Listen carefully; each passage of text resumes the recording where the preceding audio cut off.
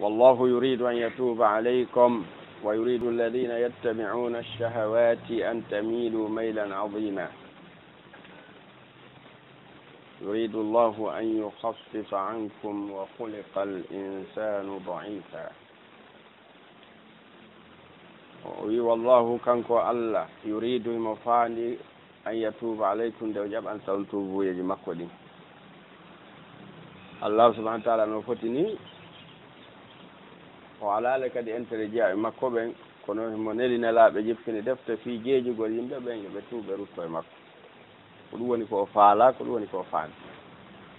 ويريد هنا فاندي نون الذين بين يتبعون الشهوات جوكو بلاندرو جادنا بين جوكو بتويو جادنا بين أن تميلوا لأونيو تلون اللهول فيوانغول ميلا أونيان لعظيما مول نود وقت بفعله أكيد يقول إن الآخرة ناسي بفعله في تون لأن سأقول ما بفوك جل ومجة وبواتين تلوني هاج ما به كبيتي كلهم دنيان غنات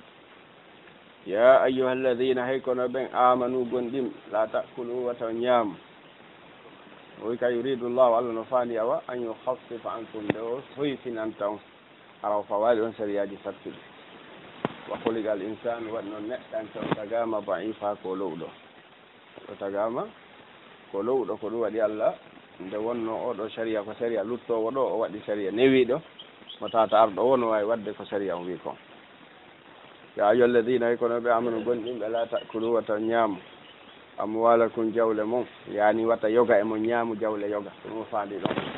kono sa ñaami siɗɗo ma julɗa bonnino est ce que jawdi ma bonnuɗa ko ɗum waɗi o nandini est ce que jawdi ma waka wi wala takulu anfusakum tan waru wonkiji mo yani tan wari ndir ko wi wala talmisu anfusakum wata ngiñu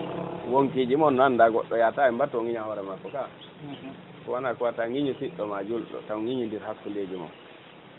ɗo kadi o wala takulu amwalakum taw ñaamu jawle mon ɗen nanda goɗɗo ñamataki bon ɗum e mere wata ñaamu jawdi siɗɗo ma toñamu jattamu jawdi ndi e hoore mere wata kulu amwalakum taw ñaamu jawle mon ɗen bayna ko hakkude mon bil batil e hoore meranteji e hoore no wonira goonga illa si wona an takuna nde laatoto no henndorɗa jawdi siɗɗo ma on noon tijarat tan hara ko yeeyondiral ko njulaagu an taradin e hoore welondiral kadi min kemo hay ngeygu ngun kadi so tawi ko fiimi ala feere mi waɗiri haray ɗon kañum kadi min on mi weltaki mi yeeyima kono mi weltaki moƴƴantama an soɗ ɗon ko ɗum waɗi ɓe jii no jeeya e sartiji geyguɗi no jeeya e mum rida tarafayn weltagol kenɗe ɗen ɗiɗi noon ta sooduɗon no welti ko soodi kon yeeyuɗon no welti ko yeeyi kon ko ɗon ngeygu ngu waɗata barke ɗum ɗon noon no landi wowlugol ha laaɓa feññina kon ton kon fof hamo kala iwa ɗon haɗa ɓernde mum no helti ɗum no Allah subahana taala wi taw ñaamidir jawle mon hakkundeji mum sinara ko gollodira wono ngeygu e hoore kadi ɗon welodiri wala taqtulu anfusakum wata on war wonkiji mon ɗi nana ko wata on wari ndir ɗon kadi wirande nan noon ta woɓɓe mon warɓeya no naati ɗon noon kadi wartagol fof ko gooto jeeya e mum ta gooto e mon war goɗɗo wata gooto warto kadi fof no ƴetti ɗon inna allaha allah kana o laatike bikkum e mawɗo rahima ko yumete ɗon oman yefal dalik wadde joni kamba kala noon huwuɗo ɗiɗo ɗi allah subahana taala haɗi woni e waɗugol fenande e jamfaji ha ñaama jawle yimɓe e hoore ɓe welaka aɗo makuno kala no ñamirɗa jawdi goɗɗo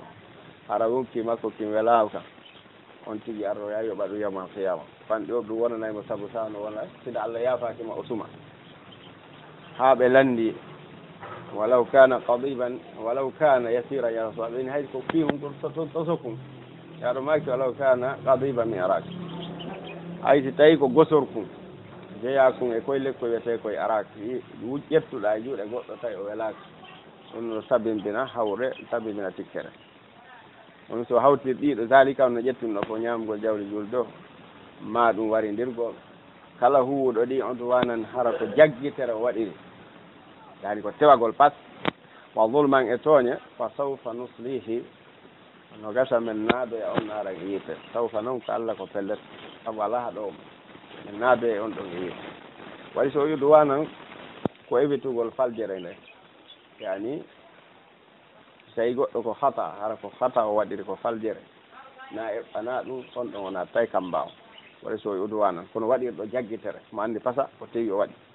wa zulman e toñugol fa sawfa nusli nara wa kana dhalika ɗum laatike alallahi allah yasira no newi ha yani hendagol mo naada mo yiite ɗum sattana allah o win tajtanibu si tawi on woɗɗitike kabaira junubuji mawnuɗi ma tun hawna anhu ɗi haɗa ɗon ɗin e mum no kaffir ankum mene kadi min montanayi on sayi'atikum boneji mon to sooki ɗum ɗon holla e jaka sayi'at ɗum haray ko cewɗi ɗin waktugo o wi alladina yajtanibuna kabaira al ismi wal fawahisha illa lamam sina cewɗi ɗin tawi tun on wawi pottitade jani jani ɗin arno lande ibnu abbas ɗum ko jeeɗiɗi neraɗo mako no yani ijtanibu sabal mubiqat woɗɗite jeeɗɗi halkoji ɗin ibnu abbas wi bal ila sab'ina aqrab na jeeɗiɗi tun ɗin ko telen capanɗe jeeɗɗi ɓuuri ɓattade koɗum waɗi karama ko ɓen naati e mum ɓe suuti ɗi ɓe windi waɗi deftere kitabul kabair hollugol e junubuji jani ɗin sa wawi ɗin ɗon woɗɗitade Allah subahana taala kanko kadi cewɗi ɗin ko yafanta on tigi o yallano wanuɗo helkum men naaɗo on moɗo halan e naatirgal kariman teddugal yani bakkatuji jani ɗin ko tubanteɗi on ti anni yo wattata koye majji si tawi ko hakkude ma Allah tun ɗum ɗon no yaafoɗi tawi noon ko haqqe goɗɗo no nder toon haray ma jonnitama haqqe makko on kon tawi on ti wata laaɓude mum amma cewɗi ɗin ɗon waɗugol golleji moƴƴi kono juulugol ngol e hoorugol ngol e istihfar ɓeytinagol no wawi ɗum yafanade neɗɗanke on kono bakkatuji jani ɗin ɗon yinaada goɗɗo e nambara haray ko mawnuɗi ko tubanteɗi wala tatamannaw wata on yelo ma faddala llahu ɗum ko Allah ɓurɗin dini bihi e muɗum ba'da ko yoga e mo ala ba'de yoga